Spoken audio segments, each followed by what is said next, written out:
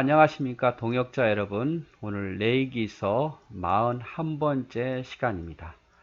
오늘은 이제 레위기서 27장 마지막 장 보도록 하겠습니다. 다 볼 수 없을 것 같고 다음 시간까지 봐야 될 것 같아요. 아무튼 오늘은 레위기서 27장 보는데 오늘은 24절까지만 보도록 하겠습니다. 소원에 관한 규례죠. 소원. 마지막은 소원으로 마무리합니다. 자, 여호와께서 모세에게 말씀하여 이르시되 이스라엘 자손에게 말하여 이르라. 만일 어떤 사람이 사람의 값을 여호와께 드리기로 분명히 소원하였으면 너는 그 값을 정할지니. 자, 사람이 하나님 앞에 드려주고 싶어요. 사람이 하나님 앞에 드려주고 싶은데 근데 사람이 하나님 앞에 드려질 때는 사람을 각을 두고 피를 쏟아서 뭐 제단에 쏟고 이렇게 할 수 없잖아요. 사람을 그렇게 할 수는 없잖아요. 근데 나를 드리고 싶어요. 그러면 어떡합니까? 사람을 죽일 수가 없으니까, 사람을 살 수가 없으니까 그 사람은 값을 정해서, 그 사람의 값을 정해서 하나님께 드리는 거예요. 하나님께 값을 정해서 내가 정한 값은 20살로부터 60살까지는 남자면 성소의 세겔로 은 50, 여자면 30. 20살부터 60살까지 남자면 50세겔, 여자면 30세겔. 제일 젊을 때죠. 일 많이 할 때고. 5살부터 20살까지 어리죠. 남자면 20세겔, 여자면 10세겔. 1개월부터 5살까지 너무 어리죠. 그래서 남자면 5세겔, 여자면 은 3세겔. 60살 이상 넘으면 남자는 15세겔, 여자는 10세겔. 그래서 이 일을 얼마만큼 많이 할 수 있느냐 없느냐에 따라 틀린 거예요. 나를 하나님께 드리고 싶습니다. 그러면 그 사람을 짐승처럼 받을 수는 없으니까 또 레위인들이 또 제사장을 도와서 일하니까 그런 일에도 필요가 없잖아요. 그러니까 값으로 매겨가지고 받는 거예요. 값으로 매겨서. 그래서 제일 일을 열심히 할 수 있는 때는 남자는 50, 여자는 30. 그 다음에 뭐 5살부터 20살까지는 남자는 20, 여자는 10세겔. 60살 넘으면 남자는 15, 여자는 10. 1개월부터 5살 어린아이들은 남자는 5, 여자는 3세겔로 했다 이 말이죠. 그래서 여호와께로 사람을 드릴 수 있을 때 돈으로 환산했어요. 돈으로. 자, 그러나 소원자가 가난하여 내가 정한 값을 감당하지 못하였으면 그를 제사장 앞으로 데리고 갈 것이요 제사장은 그 값을 정하여 그 소원자의 형편대로 값을 정할지니라. 만약에 이 소원했던 사람이 이 돈이 없어요. 소원은 했는데 하고는 싶은데 돈이 없어요. 그러면 제사장이 적당하게 값을 매겨가지고 그 소원을 받아들이라 이 말이죠. 소원을 받아들이라. 그래서 규정된 값을 지불할 수 없을 경우 내가 소원하고 온 것인데 그 규정된 값을 낼 수 없는 가난한 사람은 제사장이 형편에 따라 값을 정해서 드릴 수 있게도 했어요. 그래서 하나님께 하고 싶은 마음을 못하게 하지는 않았다 이 말이죠. 세겔의 무게는 화폐의 단위였습니다. 약 11.4g인데 능력에 맞게 드리라는 거죠. 가난한 자의 소원 기례도 받아들이겠다 이 말이죠. 자유롭게 누구나 풍성한 자는 인색하지 말고 인색함이나 억지로 하나님께 드리지 말라. 그래서 사람을 소원해서 드릴 때는 이렇게 값을 매겨 가지고 사람을 받는 게 아니라 그 돈을 받은 거죠. 성전에 쓰는 돈을. 그 다음에 가축을 소원했을 때 사람이 소원하는 예물로 여호와께 드리는 것이 가축이면 이번에 가축이잖아요. 여호와께 드릴 때는 다 거룩하니 그것을 변경하여 우열감 바꾸지 못할 것이며 혹 가축으로 가축을 바꾸면 둘 다 거룩할 것이며 부정하여 여호와께 예물을 드리지 못할 가축이면 그 가축을 제사장 앞으로 끌어갈 것이요 제사장은 우열간의 값을 정할지니 그 값이 제사장의 정한 대로 될 것이며 만일 그가 그것을 물으려면 내가 정한 값의 5분의 1을 더할지니라. 자, 드리는 것이 소원 제물이 가축이에요. 가축을 하나님께 드리고 싶어요. 근데 한 번 드리면 바꾸지 못한단 말이에요. 바꾸지 못해요. 그래서 내가 드린 것이 더 좋은 거네.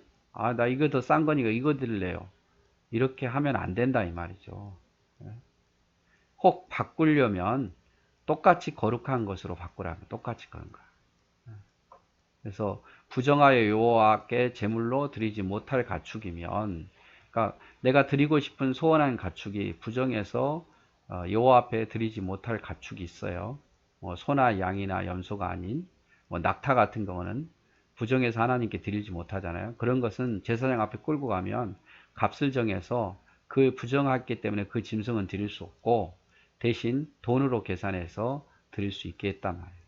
그리고 내가 이거 드리겠습니다 라고 소원했는데 아닌 것 같아요 라고 물으려면 5분의 1을 더하라 그 말이죠. 5분의 1을. 그래서 가축을 소원해서 드릴 때는 어떻게 하냐면 더 드린 것이 더 좋아서 더 안 좋은 걸로 드리겠습니다 이렇게 못하고, 또 그걸 물으려면 나 안 드릴 거예요 라고 물려주세요 하면 5분의 1을 더해서 정한 값에 5분의 1을 더해서 드리게 했다 이 말이죠. 더 손해죠. 그래서 부정하여 드리지 못할 예물, 낙타 같은 그런 짐승은 드릴 수 없기 때문에 그것은 값을 매겨 가지고 돈으로 드리도록 했다 이 말이죠. 자, 짐승을 소원해서 드리기로 할 경우 드리기로 소원한 짐승을 바꾸어 드리지 말라. 바꾸어서 이거 드리겠다 했는데 마음 바뀌어 가지고 중간에 바꾸지 말라. 소원했을 때 이미 바쳐진 거니까. 바쳐진 짐승을 바꾸고 싶으면 이미 소원한 것은 드리고 거기다가 또 5월로 5분의 1을 더해서 드리라 이 말이죠. 부정한 짐승, 나귀를 드리려고 소원한 경우, 나귀는 원래 제사로 드릴 수 없잖아요. 그러니까 이걸 드리려고 하면 짐승에 해당한 값을 정해서 그 값을 드렸습니다. 부정한 짐승을 드리려다가 다시 가져오는 경우 그 값에 5분의 1을 더하여 드려야만 됐습니다.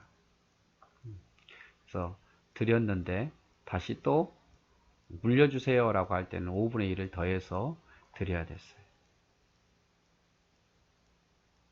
자, 집을 소원했을 때, 가축이 아니라 이번 집을 소원했을 때, 만일 어떤 사람이 자기 집을 성별하 여호와께 드리려면 제사장이 그 우열간의 값을 정할지니 그 값은 제사장이 정한 대로 될 것이며, 만일 그 사람이 자기 집을 물으려면 내가 값을 정한 돈에 그 5분의 1을 더할지니 그리하면 자기의 소유가 되리라. 자, 집을 드리러 할 때 집값은 따로 정해진 게 아니잖아요. 그래서 제사장이 그 값을 정했어요. 집을 드린다고 해서 집을 띠어다가 이렇게 포크레인에다 끓여다가 이렇게 드릴 수는 없잖아요. 그래서 그 집에 대한 값을 매겨 가지고 그 돈으로 드린 거예요. 돈으로. 드릴 수 없는 짐승을 드리듯이, 사람을 소원해서 드리듯이 집도 가져올 수 없으니까 돈으로 계산해서 드리고, 만약에 나 하기 싫어요 라고 하면 5분의 1을 더 더해서 드리게 했단 말이에요. 그래서 함부로 소원하면 안 되는 거예요. 만약에 그 집값 100만 원이다 그러면 나 집 다시 살고 싶어요 하면 120만 원을 드리라 이 말이죠. 120만 원. 밭을 소원했을 때 만일 어떤 사람이 자기의 기업된 밭 얼마를 성별하 여호와께 드리려면 마지기 수대로 내가 값을 정하되 보리 한 호멜지기에는 은 50세겔로 계산할지니, 만일 그가 그 밭을 희년부터 성별하여 드렸으면 그 값을 내가 정한 대로 할 것이요. 자, 밭을 드리고 싶어요. 그러면 마지기 수대로 밭을 퍼와서 드릴 수는 없잖아요. 그러니까 이것도 돈으로 계산해서 드리도록 했어요. 희년부터 드리면 제값을 드리는 거고, 만약에 희년 후에 성별해 드렸으면 제사장이 다음 희년까지 남은 연수를 따라 값을 계산해서 하나님께 바치겠단 말이에요. 만일 밭을 성별하여 드린 자가 그것을 모르려면 내 값을 정한 돈에 5분의 1을 더할지니 그리하면 그것이 자기 소유가 될 것이고, 그래서 희년이 막 된 것부터 시작한 그 밭은 값이 더 비싸겠죠. 또 희년에서 지나면 지날수록 값이 싸지겠죠. 그걸 드리라 그 말이에요. 근데 그 밭을 드리고 마음이 변해서 나 밭 안 드릴 거예요 이렇게 말하면 밭값에다 더해서 5분의 1을 더해라 그 말이에요. 만일 그가 그 밭을 물으려 아니하거나 타인에게 팔았으면 다시 물으지 못하고 희년이 되어서 그 밭이 돌아오게 될 때는 여호와께 바친 성물이 되어 영령이 드린 땅과 같이 제사장의 기업이 될 것이며. 자, 무슨 말이냐면 이 하나님께 소원해서 드린 밭을 다인한 사람에게 팔아버렸어요. 하나님께 드린다고 해놓고 다인에게 팔았으면 어떻게 됩니까? 이 밭은 다시는 물이지 못한다는 거예요. 이건 하나님께 바쳐진 거니까 그 희년까지는 하나님의 것인데 만약에 팔아버리면 희년이 되어도 되돌려 받지 못해요. 그럼 범죄 행위잖아요. 하나님께 드리겠습니다 해놓고 딴 사람에게 또 팔아버렸잖아요. 그건 하나님께 드린 게 아니니까 이런 경우에는 희년이 되어도 제사장의 몫이 되었다 이 말이죠. 만일 사람이 샀고 자기 기업이 아닌 밭을 여호와께 성별하여 드렸다면, 자, 팔았어요. 팔았는데 자기 밭이 아니라 팔았으면 농사는 짓고 있지만 팔았기 때문에 자기 밭이 아니에요. 그럴 때 자기 밭이 아닌데 하나님께 드렸으면 나중에 사가지고 하나님께 드리면 제사장은 희년까지 계산해서 값을 정한 돈을 그날에 여호와께 성물로 삼을지니, 자, 쉽게 말하자면 밭을 드렸는데 그 밭은 자기 밭이 아니에요. 그러면 이 사람이 이제 그 밭을 돈 주고 샀을 거 아니에요. 돈 주고 사가지고 그게 이제 내 것이 되면 이제 그 값만큼 제사장에게 드리고 희년이 되면 원주인에게 돌아가는 거예요. 여기하고 뭐가 다르냐면 팔았잖아요.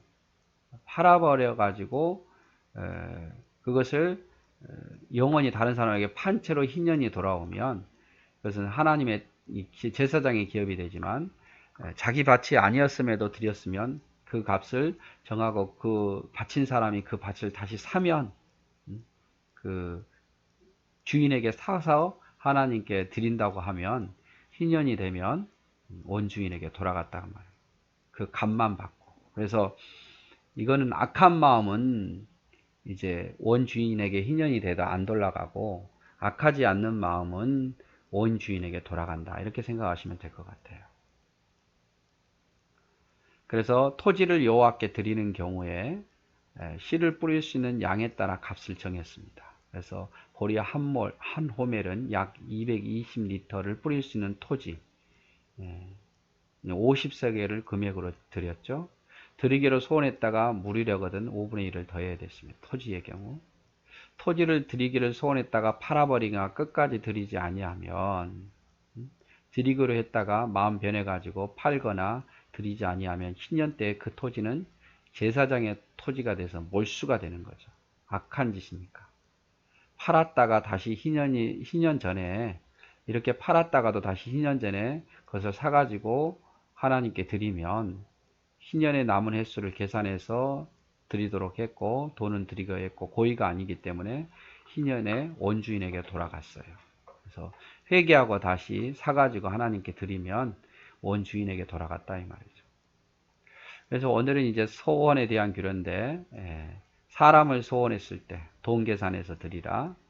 그 다음에 가축을 소원했을 때는 그 가축을 하나님께 드릴 수 있었죠. 근데 드리지 못할 부정한 가축을 드릴 때는 이것도 돈 계산해서 하나님께 드리라. 집을 소원했을 때도 집을 띄어다가 이렇게 드릴 수 없으니까 돈 계산해서 드리라. 또 밭을 소원했을 때도 돈 계산해서 드리라. 그런데 만약에 물으려고 하면 거기에다가 드린 것에다가 5분의 1을 더해서 물을 수 있었다 이 말이죠. 더 손해를 보는 거죠. 그래서 소원할 때는 함부로 하지 말고 신중하게 할 것을 이야기를 하고 있습니다. 오늘은 사람을 소원했을 때, 밭을 또 가옥을, 짐승을 소원했을 때 어떻게 하는가에 대해서 보았습니다. 네, 사랑하고 축복합니다.